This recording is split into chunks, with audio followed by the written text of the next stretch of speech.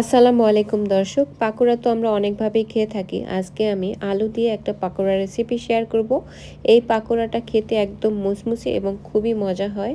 খুব সহজে তৈরিও করে নেওয়া যায় একদম অল্প কিছু উপকরণে। আজকের এই পাকোড়া আমি কিভাবে তৈরি করেছি জানার জন্য পুরো ভিডিওটি প্রথম থেকে শেষ পর্যন্ত দেখার অনুরোধ থাকলো। সেই সঙ্গে নতুন নতুন রেসিপি পাওয়ার জন্য আমার চ্যানেলটি সাবস্ক্রাইব করে রাখার অনুরোধ থাকলো। প্রথমেই আমি নিয়ে নিব কুচি কুচি করে কেটে নেওয়া আলু। আমি 2 বা 3টার মতো আলু এখানে ব্যবহার করেছি, একদম ছোট ছোট করে কুচি করে নিয়েছি। ব্যবহার করেছি পেঁয়াজ কুচি। এখানে আমি কিছু গুঁড়ো মশলা দিয়েছি, হলুদ গুঁড়ো ব্যবহার করেছি, লাল মরিচের গুঁড়ো আর ভাজা জিরার গুঁড়ো ব্যবহার করেছি। তারপরে ছোট ছোট করে কেটে নেওয়া কাঁচামরিচ দিয়েছি, আর দিয়েছি পেঁয়াজ পাতা কুচি, আর দিয়েছি আমি ধনিয়া পাতা।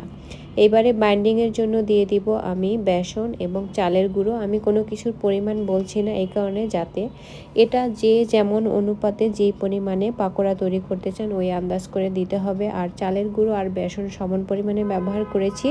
বাইন্ডিংয়ের জন্য যতটুকু প্রয়োজন ঠিক ততটুকু এগুলো ব্যবহার করতে হবে। খুব বেশি শুকনো মনে হলে অল্প একটু পানি অ্যাড করে ভালো করে মিশিয়ে নিতে হবে। আমি 3 টেবিল চামচের মতো পানি অ্যাড করে তারপরে এরকম একটা মিশ্রণ তৈরি করে নিয়েছি। এখন হাত দিয়ে মুঠো করলে কিন্তু এটা মুঠ করা যায়। এরকম করে একটা মিশ্রণ তৈরি করে নিতে হবে। এখন আমি পাকোড়াগুলোকে ভেজে নিব। আর আমি পাকোড়াগুলোকে এইভাবে শেপ দিয়ে নিয়েছি, একটু দলা করে মুঠ করে এভাবে একটা ভিন্ন ধরনের শেপ করে তারপরে পাকোড়াগুলোকে তৈরি করে নিব। আপনারা আপনাদের পছন্দ মতো যে কোনো শেপে এই পাকোড়াগুলো তৈরি করে নিতে পারেন।